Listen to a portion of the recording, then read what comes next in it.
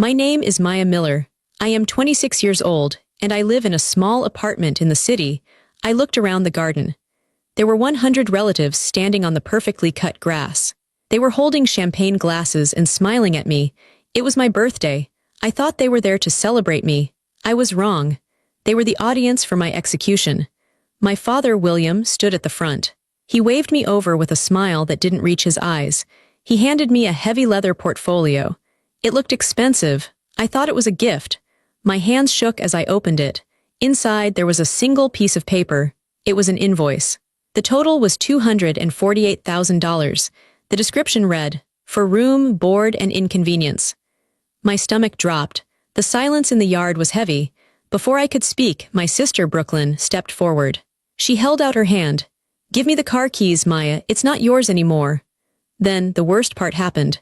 My boss, who was a guest, cleared his throat. He looked at the ground and told me I was fired. He said my parents' reference changed everything. I stood there, holding the bill for my own life. I realized then that this wasn't a party. It was an erasure. But before I tell you how everything flipped, like and subscribe, drop a comment. Where are you watching from? My name is Maya Miller. I am 26 years old. I turned my back on them. I didn't say goodbye. I didn't scream. I just turned around and started walking. The driveway was long. It was lined with expensive cars. My car was there, the one Brooklyn had just taken the keys for. I walked past it. I didn't look at it. I could feel their eyes on my back. I could feel the heat of their stares. I knew they were waiting for me to break. They wanted me to turn around and beg. They wanted me to cry and ask for a ride. I didn't give them that satisfaction. I walked out of the iron gates of the estate. The heavy metal clicked shut behind me. That sound was final. It was the sound of a prison door opening, not closing. I was outside. They were inside. My apartment was 3 miles away. I was wearing high heels. They were nude pumps, expensive and tight. They were shoes meant for sitting at a dinner table, not for walking on asphalt. I took the first step onto the main road. The sun was going down. The sky was a mix of orange and purple, but I didn't care about the view. I only cared about putting one foot in front of the other. The first mile was pure shock. My mind was blank. It was like static on a television screen. I just kept replaying the scene in the garden, my father's smile, the weight of the leather portfolio in my hand, Brooklyn's greedy hand reaching for my keys, my boss looking at his shoes. By the second mile, the physical pain started. My heels rubbed against the back of my ankles. I could feel the skin breaking. A blister formed and then popped. The sting was sharp. It woke me up. I stopped for a second and looked down. There was a small spot of blood on the back of my shoe. I took the shoes off. I held them in my hand. I walked barefoot on the sidewalk. The concrete was rough and still warm from the day. It scraped the soles of my feet. The pain was good. It was real. The pain in my heart was too big to understand yet, but the pain in my feet was simple. It grounded me. I kept walking. Cars drove past me. People looked out their windows. They saw a woman in a nice dress walking barefoot on the side of the road, carrying a leather folder. They probably thought I was crazy. Maybe I was. Or maybe I was finally seeing clearly for the first time. I started to think. This wasn't an accident. This wasn't a fight that got out of control. My parents didn't just lose their tempers. You don't type up an invoice for $248,000 by accident. You don't invite a boss to a party just to fire an employee by accident. This was a plan. They had sat down and planned this. They probably had dinner with Brooklyn and discussed it. They picked the date, my birthday. They picked the venue, their garden. They picked the audience, the family. It was a coordinated attack. It was an ambush. Why? The questions circled in my head. Why would they do this? I had been a good daughter. I got good grades. I got a good job. I never asked them for money. I was independent. And then it hit me. That was the problem. I was independent. I reached my apartment building. My feet were dirty and bleeding. My legs shook. I climbed the stairs because I didn't want to see anyone in the elevator. I unlocked my door. My apartment was small. It was quiet. It smelled like lemon cleaner and old books. It was mine. I paid the rent. I bought the furniture. I dropped the leather portfolio on the floor. It made a heavy thud. I didn't go to the kitchen to get water. I didn't go to the bathroom to wash my feet. I went straight to my desk. I sat down and opened my laptop. The screen glowed blue. It was the only light in the room. I typed in my password. My fingers flew across the keys. I wasn't crying. I wasn't shaking anymore. I felt cold. A deep, icy cold inside my chest. My father thought he was smart. He was a businessman. He dealt with contracts and handshakes. He thought power was money and shouting. He didn't understand my world. I am a data analyst. I understand patterns. I understand numbers. I understand how to find things that people want to hide. I opened a terminal window. The black box appeared on the screen with a blinking white cursor. It waited for my command. Okay, I said out loud to the empty room. My voice was raspy. You want a war, we'll have a war. They thought they had taken everything from me. My car, my job, my family. But they forgot one thing. They forgot who I was. I wasn't just their daughter anymore. I was a threat. And I was going to fight them on my battlefield. I was going to use data. I looked at the portfolio on the floor. For a long time, I didn't touch it. It lay there like a dead animal. Finally, I reached down and picked it up. The leather was smooth. It smelled like my father's office. It smelled like money and old cologne. I opened it again. I took out the single sheet of paper. It was printed on high-quality linen paper. The header had my father's consulting firm logo on it. That was a nice touch. He wanted to make it official. Invoice to Maya from William and Aliner, date December 12 RE, repayment for services rendered. I read the list again. Room and board, 18 years. $180,000 clothing and essentials. $25,000 medical expenses. $15,000 education, private school differential. $20,000 inconvenience fee. $8,000 total due. $248,000. I stared at the numbers. The zeros swam before my eyes. The inconvenience fee hurt the most. $8,000 for the inconvenience of having a child. Was that for the nights I cried as a baby? Was that for the times I got sick? I looked at the room and board line. I remembered my room. It was always cold. I wasn't allowed to put posters on the walls. I wasn't allowed to keep the door closed. It wasn't a room. It was a storage space where they kept me. I looked at clothing. I remembered wearing Brooklyn's hand-me-downs. Brooklyn always got the new coats, the new boots. I got what didn't fit her anymore, even if it was too big or the wrong color. And now they were charging me for it. I put the paper down on my desk. I felt sick.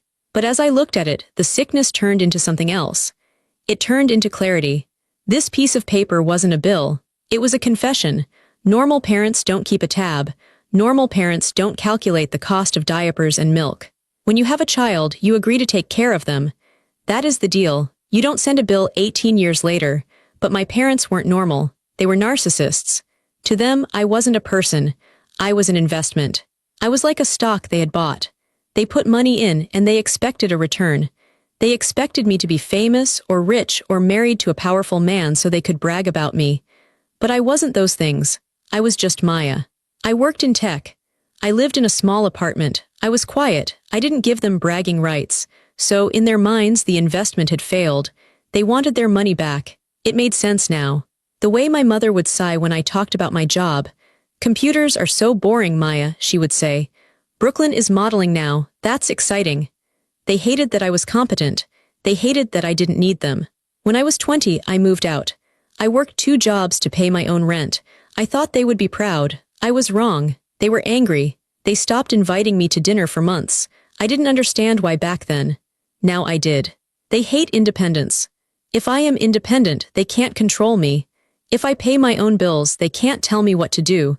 If I drive my own car, I can drive away from them. That's why they took the car today. It wasn't about the car. It was about mobility. They wanted to ground me like a teenager. That's why they got me fired. It wasn't about the job. It was about the money. Without a salary, I can't pay rent. If I can't pay rent, I have to move back home. I looked at the invoice again. They want me back, I whispered. They didn't want to get rid of me. They wanted to break me. They wanted me to lose everything. My home, my career, my pride, so I would have to crawl back to their house. They wanted me sleeping in my old cold room, asking them for money, depending on them for food. They wanted a slave. They wanted a victim. I felt a fire light up in my stomach. It burned away the sadness. They made a mistake, a big mistake. They thought showing me this invoice would scare me. They thought the debt would crush me. But it didn't. It liberated me.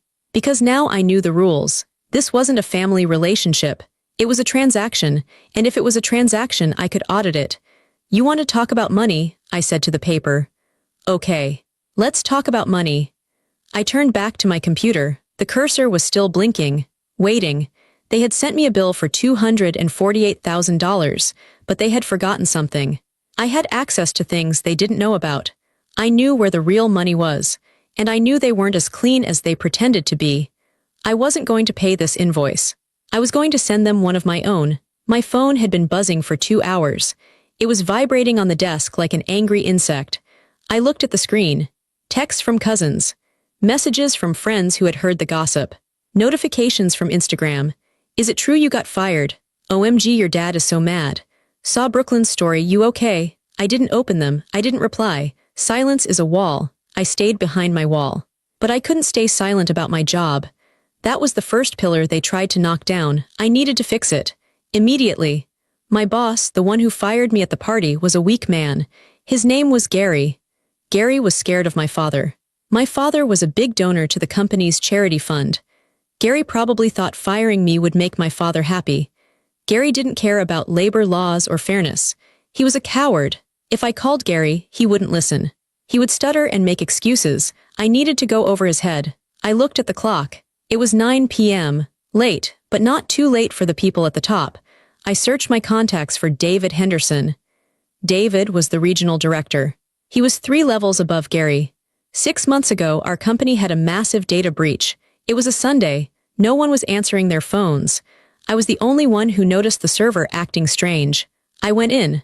I stopped the leak. I saved the company millions of dollars in potential lawsuits.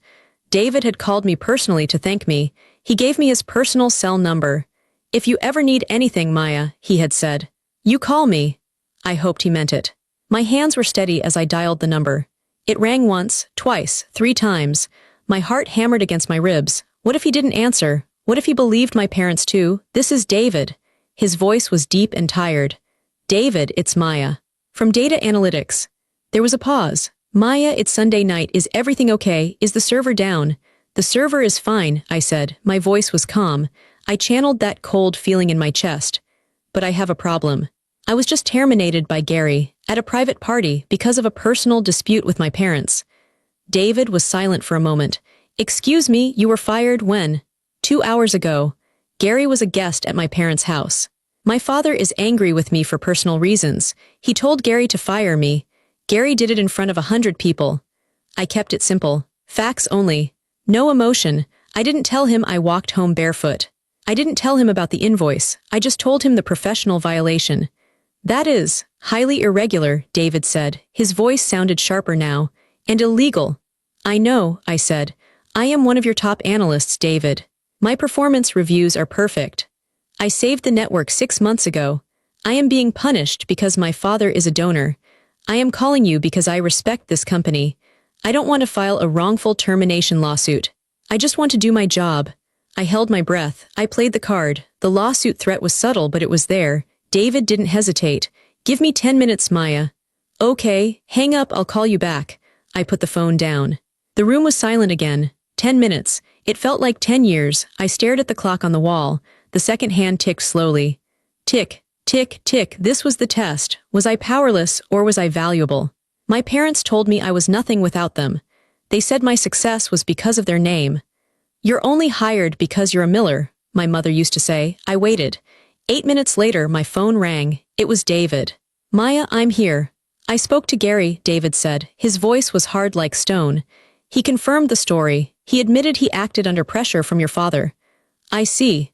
Gary is no longer the manager of your department, David said. My eyes widened.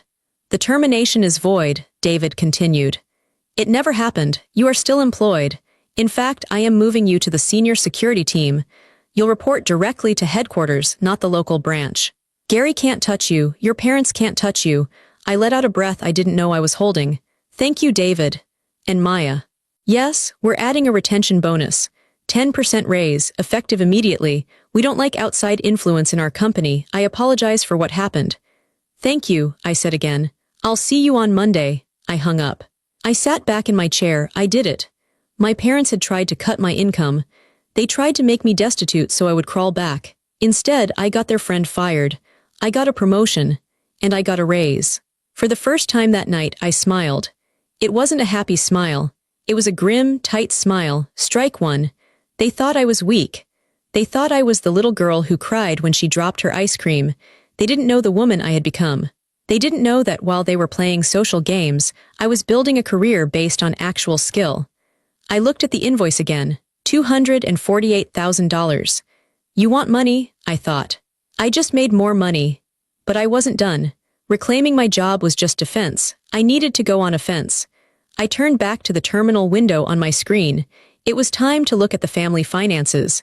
I was safe for now. I had my job, I had my salary, but that wasn't enough. My parents had attacked me. They had humiliated me. And most importantly, they had handed me an invoice claiming I owed them money. I needed to see if that was true. My father, William, was old-fashioned. He kept his passwords in a notebook in his desk drawer. I knew this because I used to play in his office as a kid, but I didn't need the physical notebook. 2 years ago, my father asked me to set up his home Wi-Fi and his new computer. "You're good with machines, fix it," he had barked at me. I fixed it. And while I was there, I set up a backdoor. I didn't do it to spy on him back then. I did it because I knew he would forget his password and blame me. I wanted a way to reset it remotely so he wouldn't yell at me. Now, that backdoor was my weapon.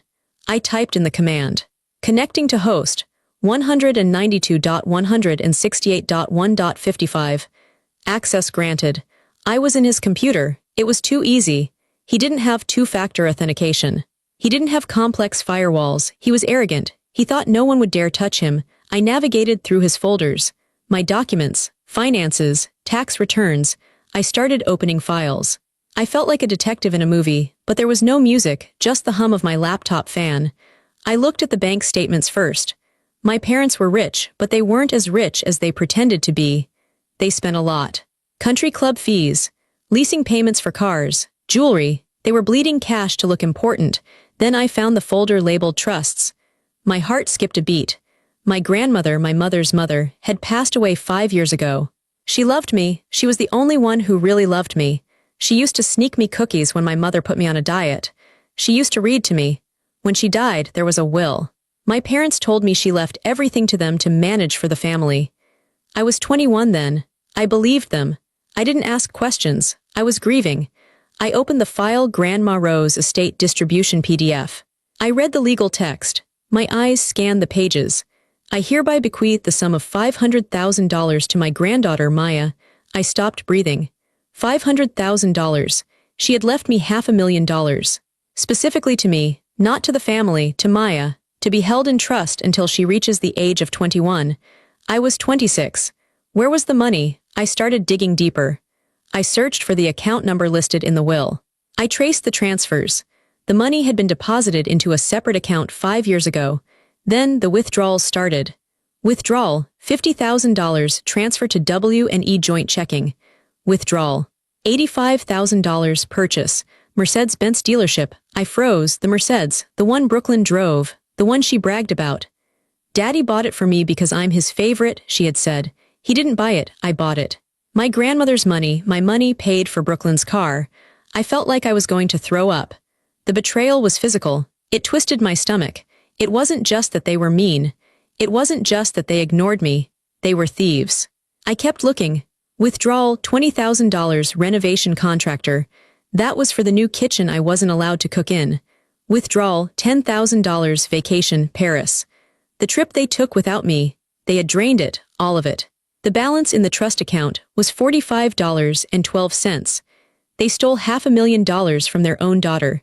They spent my inheritance on themselves and on Brooklyn. And then today they handed me a bill for $248,000. The audacity was breathtaking. It was evil. I sat back, shaking. Tears finally came. Hot, angry tears. I wiped them away roughly. Grandma Rose wanted me to be safe. She wanted me to have a start in life. She knew my parents. She knew they wouldn't help me. That money was her protection. And they took it. They took her love and turned it into sports cars and vacations. I looked at the screen. I had the proof. I had the bank logs.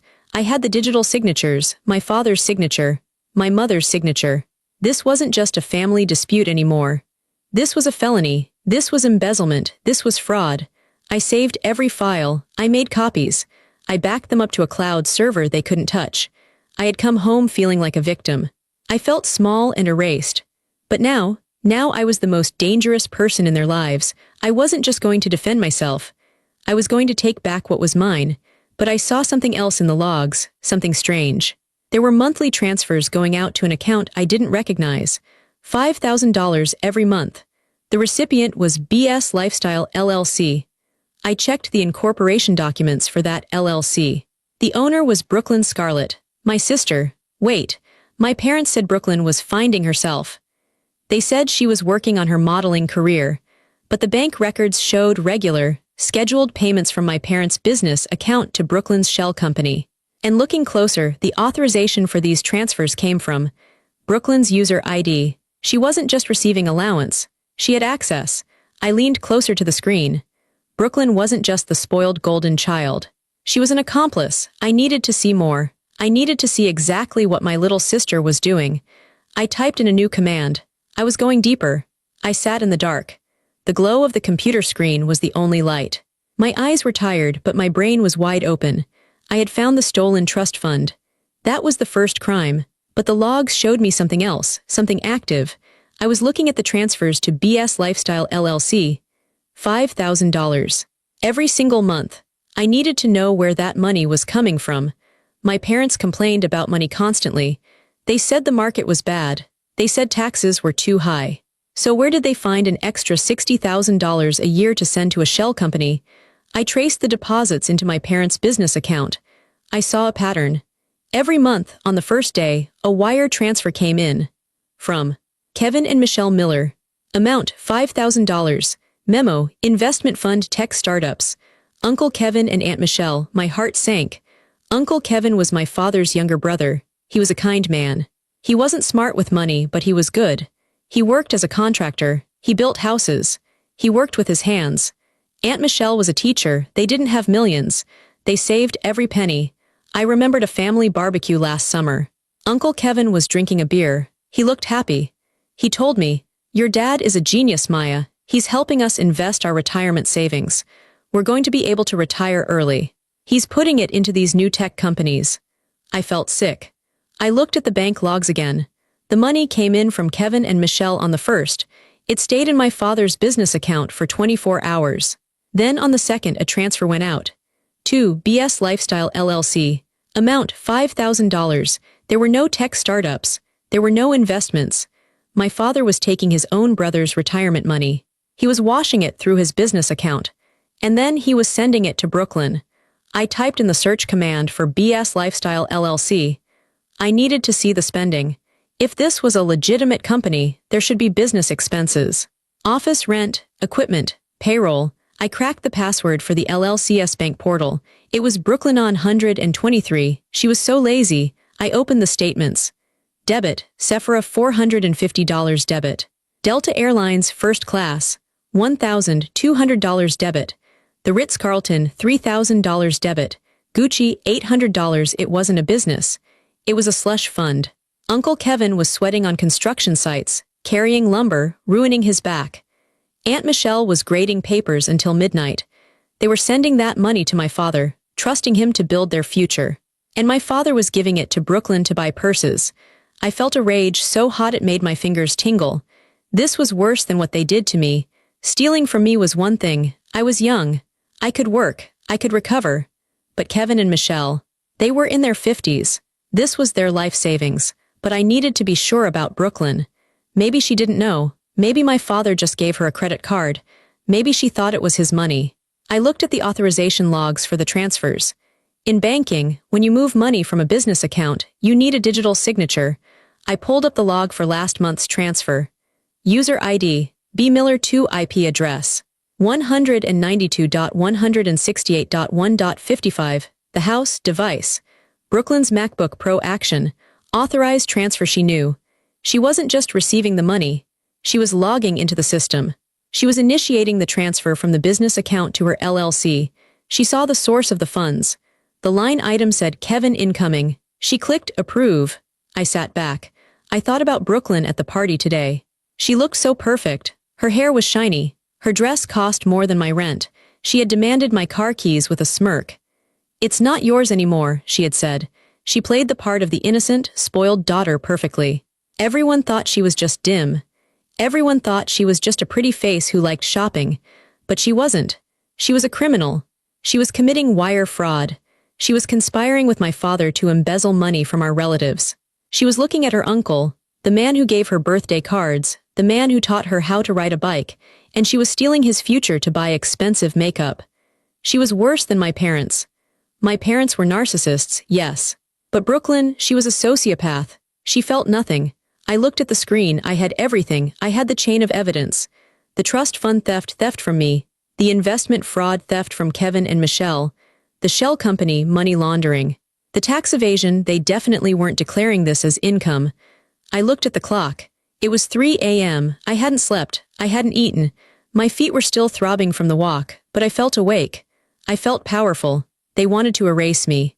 They wanted to make me zero. Instead, they had given me the keys to their destruction. I remembered the invoice they gave me, $248,000. I opened a calculator. My grandmother's trust, $500,000. Interest over 5 years, conservatively, $100,000. Uncle Kevin's stolen money over 4 years, $240,000. My car, which they took, $35,000. Total stolen, $875,000. And they had the nerve to ask me for money. I laughed. It was a short, sharp sound in the quiet room. I wasn't going to sue them. Lawsuits take years. Lawyers are expensive. My parents would drag it out. They would lie. They would charm the judge. No, I wasn't going to court. I was going to the family. My parents cared about one thing above all else, their image. They cared about what people thought. They cared about being the perfect family at the country club. They cared about being the rich, successful benefactors. If I sued them, they could spin it. They could say I was a crazy, ungrateful daughter. But if I showed the truth, if I showed the numbers, numbers don't lie. I started to organize the files. I created a new folder on my desktop. I named it The Truth. I dragged the PDF of the will into it. I dragged the bank statements into it. I dragged the logs of Brooklyn's shopping sprees into it. I dragged the email records into it. I was building a bomb, a digital bomb. I thought about Brooklyn again. I wondered if she was sleeping soundly in her silk sheets. I wondered if she was dreaming about her next vacation. She had no idea that her life was about to end. She thought she was the main character. She thought I was just an extra. She was wrong. I clicked on the file for BS Lifestyle LLC one last time. I took a screenshot of the approve button with her username next to it. Got you, I whispered. I was ready for the next step. The sun was coming up. The sky outside my window was gray and cloudy. It looked like it was going to rain. It was fitting. I had the folder. Now I needed to package it. I opened a document editor. I didn't want to just send a bunch of loose files. People get confused by loose files. I wanted this to be a story they couldn't stop reading. I created a single PDF document. Page 1, the cover page. I typed the title in big, bold letters. Family Audit. A financial review. Page 2, the introduction. I kept it simple. Yesterday, I was given an invoice for $248,000 for the cost of raising me. This prompted me to review the family finances to ensure all debts are settled. Below is the result of that review. Page 3, the Grandmother Rose Trust. I put the scan of the will on the left. I highlighted the section about the $500,000. On the right, I put the bank transfer showing the money leaving the account. I added a red arrow pointing to the purchase of the Mercedes dealership. Caption: the money left for Maya's education was used to buy William's business assets. Page 4, the car. I put the receipt for the Mercedes Brooklyn drove.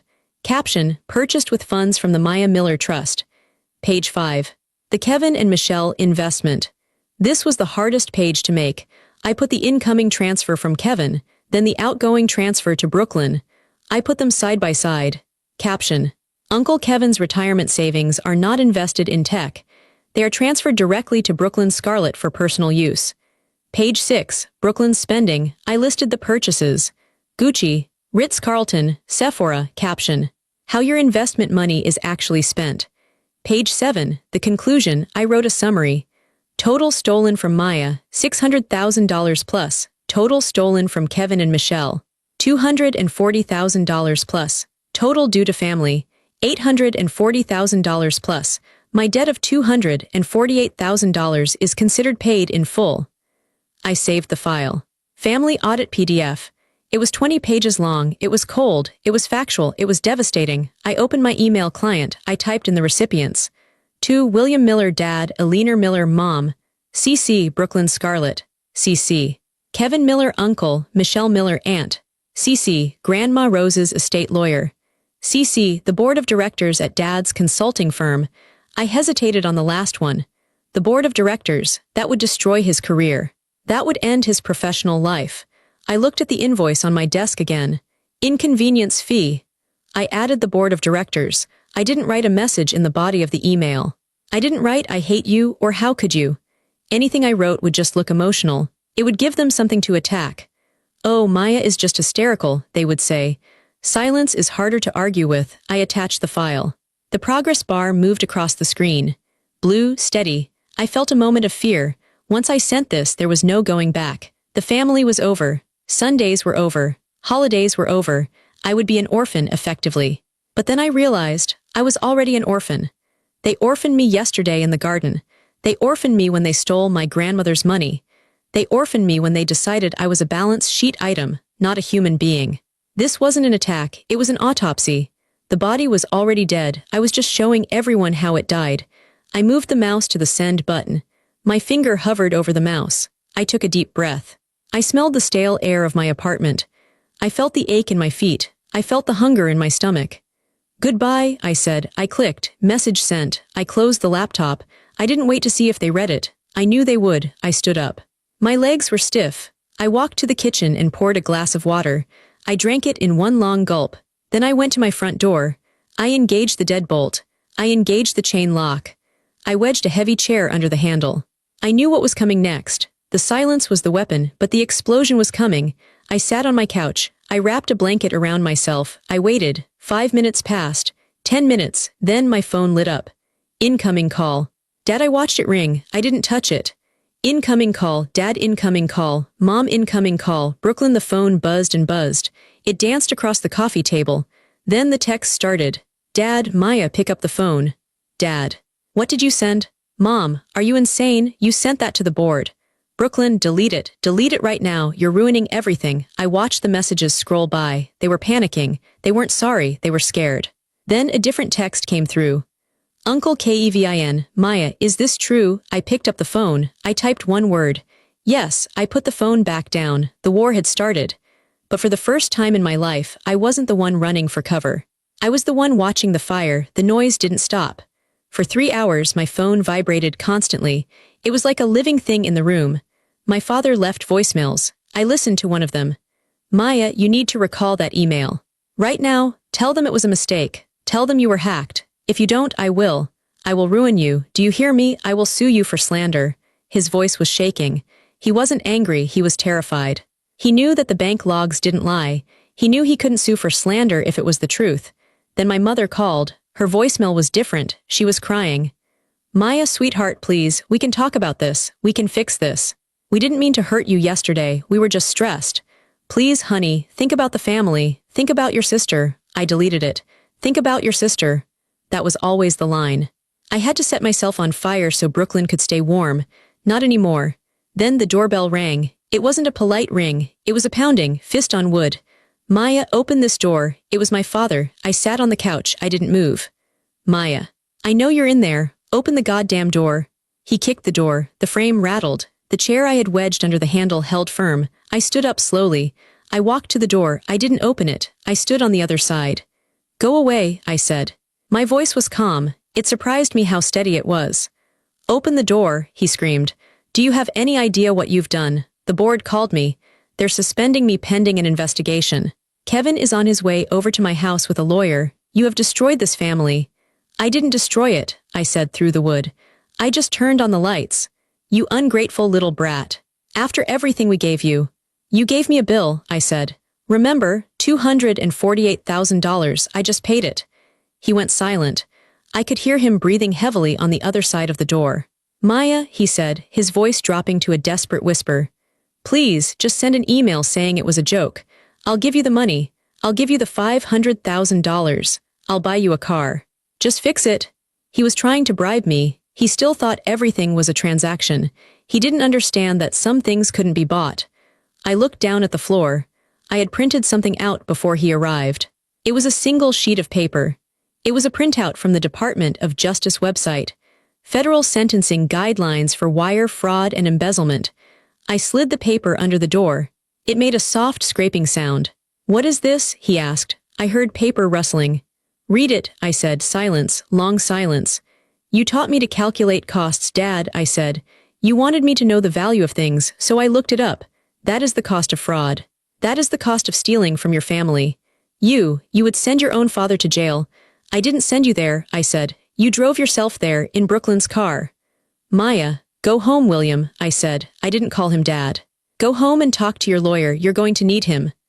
I heard a sound I had never heard before. It was a sob. My father, the strong, arrogant tyrant, was crying in the hallway of my cheap apartment building. "Please," he moaned. "Leave," I said, "or I call the police and show them the files too." It was a bluff. I had already decided I wouldn't go to the police unless I had to. The family knowing was enough. But he didn't know that. I heard him shuffle away. His footsteps were heavy and slow. I leaned my forehead against the cool wood of the door. I was shaking now. The adrenaline was leaving my body, leaving me weak. My phone buzzed again. It was a text from Uncle Kevin. "Kevin, I'm at the bank." The manager confirmed it. "The money is gone." "Thank you, Maya. You didn't destroy the family. You exposed a crime. I'm sorry we didn't see it sooner.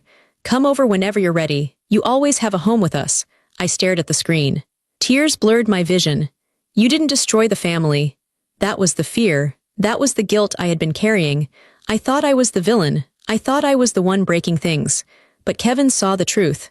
I walked back to the window.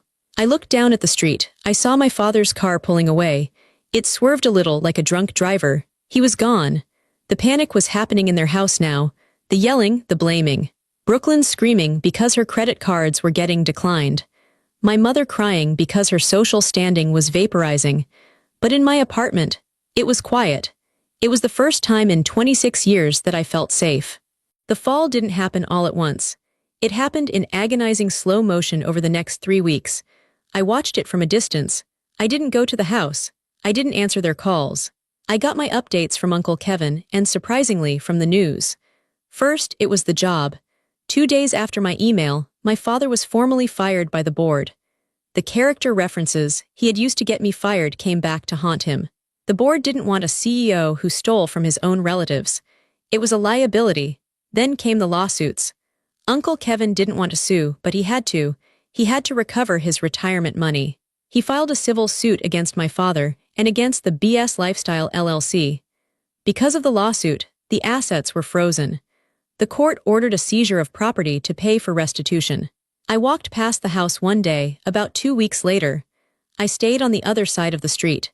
There were moving trucks in the driveway, but they weren't luxury movers. They were court-appointed liquidation teams. I saw men carrying out the furniture, the antique dining table where I wasn't allowed to speak, the expensive sofas, the art from the walls. It was all being tagged and loaded. It was just stuff. Without the lie to hold it up, it was just wood and fabric. Then I saw the car. A tow truck was backing up to the garage. They hooked up the white Mercedes, Brooklyn's car, and then I saw Brooklyn. She ran out of the house. She wasn't wearing makeup.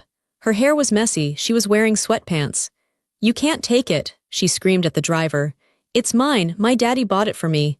The driver didn't even look at her. He just kept working the levers. The car lifted into the air. "Daddy, do something," Brooklyn yelled. My father walked out of the house. He looked 20 years older. His shoulders were slumped. He was wearing an old t-shirt. He looked defeated. He didn't look at Brooklyn. He just watched the car go. "It's gone, Brooklyn," he said quietly. "But what am I supposed to drive?" she shrieked.